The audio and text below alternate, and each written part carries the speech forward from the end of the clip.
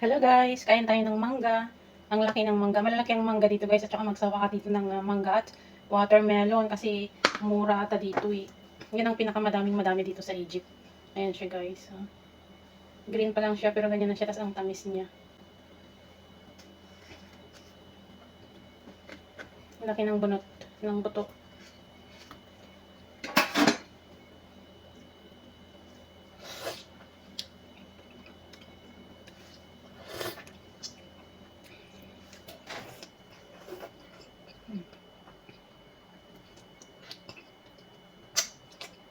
Ang tamis, ang sarap iulam sa kanin. Pero kumain na ako, nagulam ako ng minced tuna. Kumbaga parang yung mga dilata na corned beef.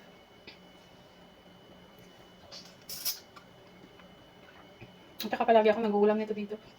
Ang sarap iulam sa mainit na kanin.